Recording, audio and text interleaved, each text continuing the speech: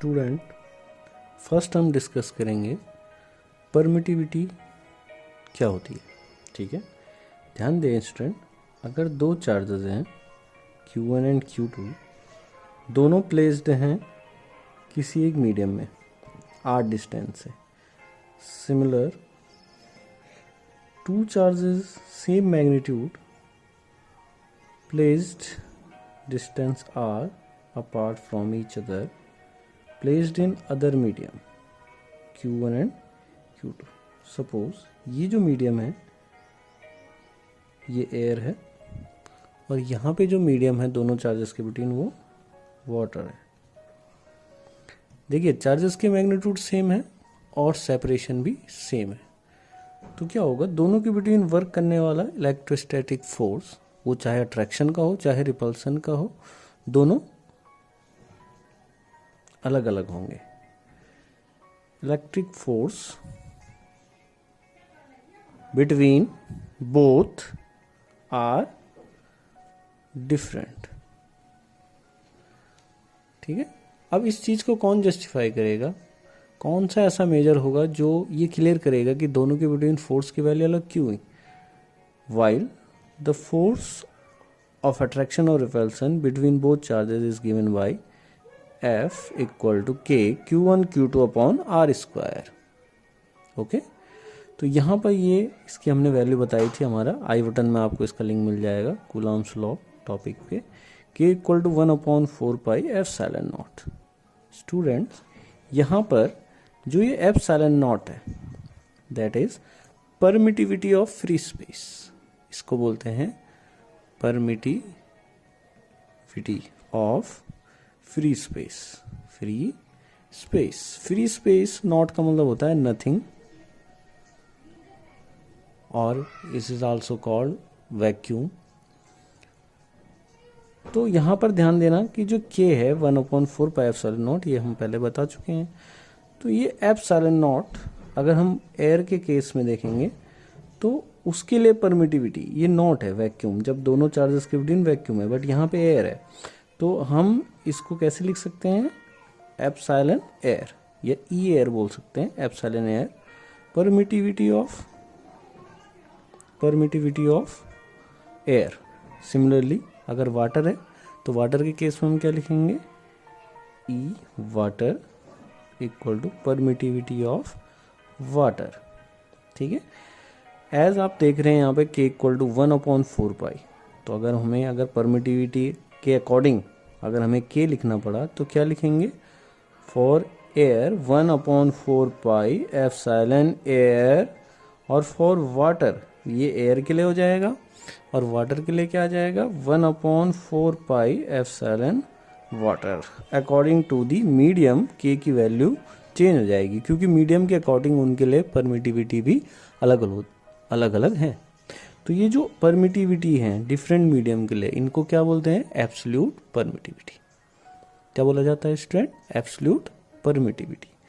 अब जो फोर्सेस में डिफरेंस हमने एक्सपीरियंस करा वो किसकी वजह से हो रहा है, सिर्फ इस परमिटिविटी की वजह से हो रहा है। ठीक है, तो परमिटिविटी की डेफिनेशन क्या बचेगी, it is the property of any medium. Permittivity क्या है, किसी मीडियम की प्रॉपर्टी है which determines the electric force between two charges situated in that medium। ठीक है, अकॉर्डिंग टू परमिटिविटी हम किसको एक्सपीरियंस करते हैं, changes in forces. Okay student, अभी हमने जाना कैसे मीडियम चेंज होने पर इलेक्ट्रिक फोर्स बदल जाता है। इसको दोबारा समझो। सपोज हमारे पास दो चार्जेस हैं Q1 और Q2, दोनों सेपरेटेड हैं मीडियम में, और एक मीडियम हमने ले लिया एयर, और सिमिलरली वही दो charges having same magnitude and having same separation separated in water. Q1 Q2 same separated हैं वाटर में।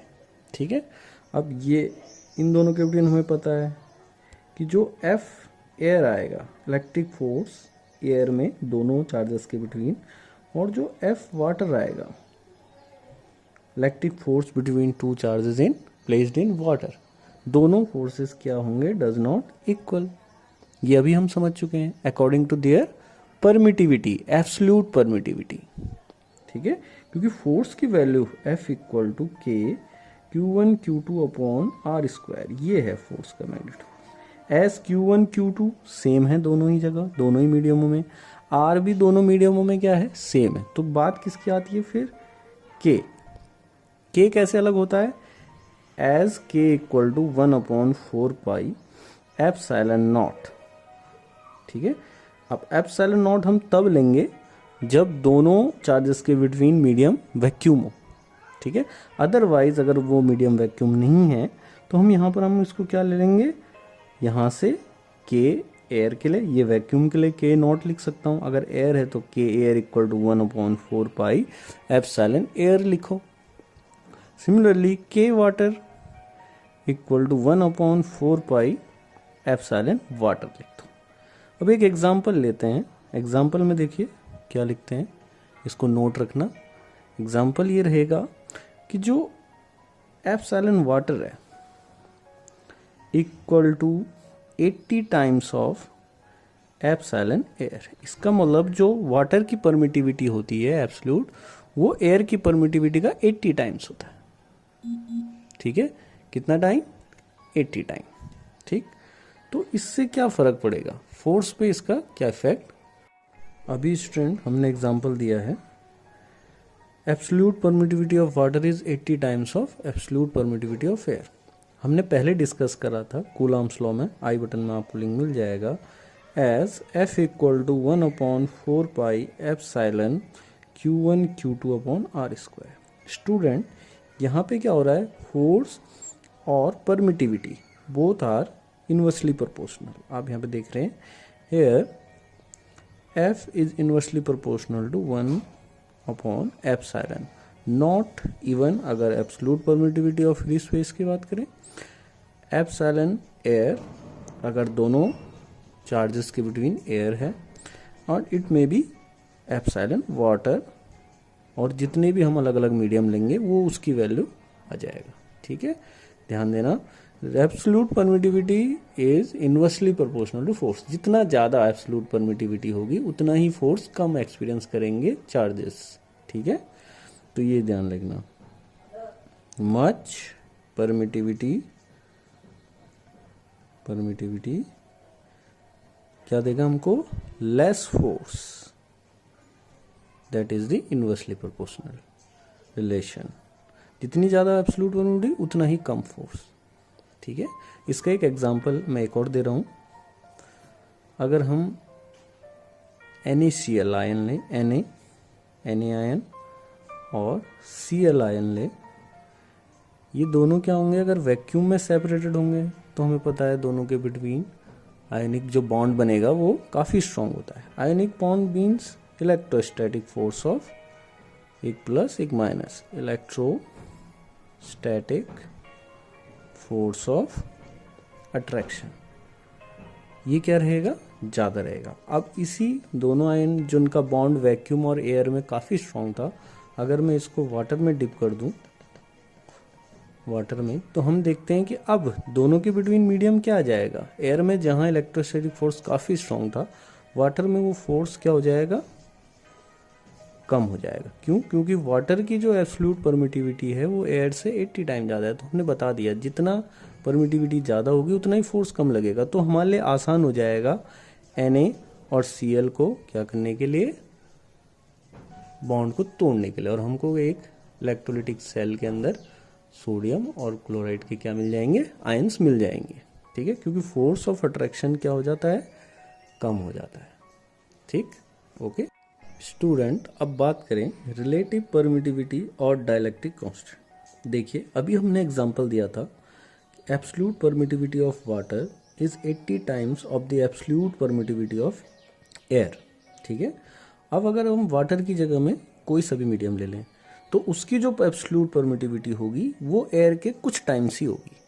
ध्यान देना, हर एक मीडियम की परमिटिविटी एयर के और वैक्यूम की एब्सोल्यूट परमिटिविटी का कुछ टाइम होगी।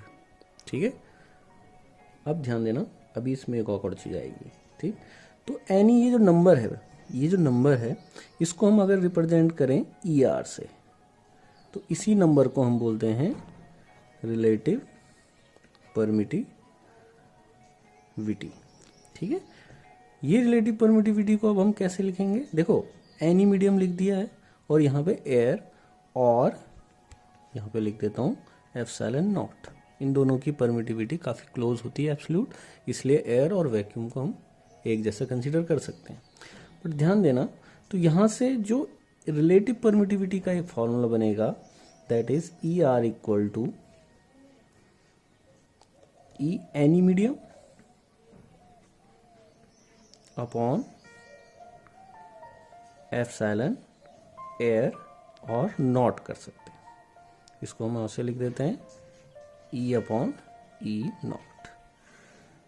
ठीक है, ये देखो, तो किसी भी मीडियम की जो एब्सोल्यूट परमिटिविटी होती है, ध्यान देना, कोई भी मीडियम हो उसकी एब्सोल्यूट परमिटिविटी जो होगी वो क्या होती है? एक नंबर होता है। ठीक है, वही नंबर बताता है कि उस मीडियम की एब्सोल्यूट परमिटिविटी कितने टाइम्स है absolute permittivity of air. Okay, अब इसमें देखिए एक नोट। ठीक है, इस नोट के अकॉर्डिंग हम क्या समझेंगे? सपोज हमें ई आर फॉर वैक्यूम ही चाहिए, वैक्यूम चाहिए, तो हम क्या करेंगे? ई आर एब्सोल्यूट परमिटिविटी, अब इस किसकी चाहिए हमें? वैक्यूम, तो हम यहाँ पे वैक्यूम लिख देते हैं इक्वल टू, देखो एप्सिलॉन एनी मीडियम की जगह में हम क्या ले लेंगे? वैक्यूम अपॉन एप्सिलॉन नॉट, ये भी क्या है? वैक्यूम। नॉट मतलब मैंने बताया नथिंग, फ्री स्पेस, और वैक्यूम हम इसको कह सकते हैं। तो जब दोनों कट जाएंगे तो हमारे पास रिजल्ट कितना आ जाएगा? 1। तो ई आर जो रिलेटिव परमिटिविटी फॉर वैक्यूम होगी, तो हमने क्या करा? वैक्यूम की एब्सोल्यूट परमिटिविटी को वैक्यूम की परमिटिविटी से क्या करा? कंपेयर कराया, दोनों का रेशियो को डिवाइड करेंगे, सेम ही है तो 1 आएगा। तो यहाँ पर क्या होगा कि एब्सोल्यूट परमिटिविटी जो E R for vacuum, E R for vacuum equal to 1, ये सबसे कम एब्सोल्यूट परमिटिविटी होती है। और इसके अलावा कोई भी मीडियम होगा, ठीक है, अदर देन वैक्यूम, सारे मीडियम्स की रिलेटिव परमिटिविटी 1 से ज़्यादा ही होती है। ठीक है, other mediums have always E R greater than 1, always. ठीक है, other medium have always relative permittivity greater than 1, क्योंकि 1 किसके लिए हो गई? वैक्यूम के लिए। ओके, अब इसी में अगर मैं पूछूं कि रिलेटिव परमिटिविटी फॉर वाटर कितना होगा, तो आपको ये नंबर दिखा है यहाँ पे 80, एनी नंबर, और इस एनी नंबर को ही हम क्या बोलते हैं? Relative permittivity. तो ई आर, तो यहाँ पे हम रिजल्ट लिख लेते हैं direct, E R for water equal to any number है 80, दैट्स इट। ठीक है, ओके स्टूडेंट, अब हम रिलेटिव परमिटिविटी को समझेंगे in terms of electric forces. Relative permittivity का एक फॉर्मूला तैयार करेंगे in terms of electric forces. तो इसके लिए हम क्या करेंगे?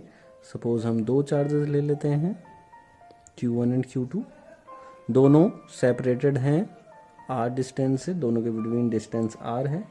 सबसे पहले हम एज्यूम करें, फर्स्ट एज्यूम कर रहे हैं बोथ प्लेस्ड इन वैक्यूम। तो फोर्स क्या बनेगा? F vacuum equal to 1/4 pi, vacuum की एब्सोल्यूट परमिटिविटी को epsilon naught Q1 Q2 upon r square, equation first. Second हम एज्यूम करेंगे both placed in any medium, vacuum के अलावा अगर एनी मीडियम ले रहे हैं, वैक्यूम में प्लेस्ड हैं, तो वहाँ पर हम क्या लेंगे? परमिटिविटी कितना ले लेंगे? एप्सिलॉन, बस, उसके आगे नॉट नहीं लगाना, एयर नहीं लगाना, वाटर नहीं लगाना, सिर्फ क्या लिख के छोड़ दो? एप्सिलॉन। तो यहाँ पर फोर्स और यहाँ पे मीडियम कर देना, मीडियम करा equal to 1/4 pi epsilon Q1 Q2 upon r square, equation number 2। Both the charges, एक बार हमने प्लेस्ड माने वैक्यूम में, r डिस्टेंस सेपरेटेड है, दोनों को ही दूसरी बार हमने प्लेस्ड माना एक ऐसे मीडियम में, अलग मीडियम में, जिसकी परमिटिविटी कितनी है, एप्सिलॉन है। अब हम दोनों इक्वेशनों को डिवाइड करेंगे फ्रॉम फर्स्ट अपॉन सेकेंड, तो उसका रिजल्ट बनेगा F vacuum upon F medium equal to 1/4 pi epsilon naught Q1 Q2 upon R square upon 1/4 pi epsilon Q1 Q2 upon R square. Students आप देख रहे हैं ये रिजल्ट कट जाएंगे, F vacuum upon F medium equal to, ये देखो 1/एप्सिलॉन not ऊपर बचेगा अपॉन 1/एप्सिलॉन नीचे बचेगा। इसको हम और कन्वीनियंटली क्या लिख सकते हैं, एप्सिलॉन अपॉन एप्सिलॉन नॉट, ठीक है। और यही रिजल्ट, तो अब हम एक रिजल्ट को फाइनलाइज कर देते हैं। तो हमारे पास क्या आया, F vacuum upon F medium equal to epsilon upon epsilon naught equal to, और इसी को हम क्या दे चुके हैं, पहले ई आर बोल चुके हैं। रिलेटिव परमिटिविटी रेशियो होती है किसका, absolute permittivity of any medium to the absolute permittivity of free space. Also it is equal to the ratio of force between two charges placed in vacuum to the force between two charges placed in any medium. Okay, अब last में मैं एक note लिख रहा हूँ यहाँ पे, और ये रिजल्ट और इस रिजल्ट को एक साथ पिक कर रहा हूँ। तो हमारे पास क्या आएगा, देखो student, F vacuum upon F medium equal to E R, ठीक है। यहाँ से हम क्या लिख सकते हैं, F implies that F medium equal to F vacuum, इन दोनों की प्लेस अगर बदल दिए जाए तो क्या बनेगा, ई आर। यहाँ पे ध्यान देना। अब इससे क्या रिजल्ट बना कि ये क्या है, रिलेटिव परमिटिविटी। हमने बताया कि एयर के से सबकी, सारे मीडियम की एब्सोल्यूट जो रिलेटिव परमिटिविटी होती है एयर से ज़्यादा ही है, ठीक है।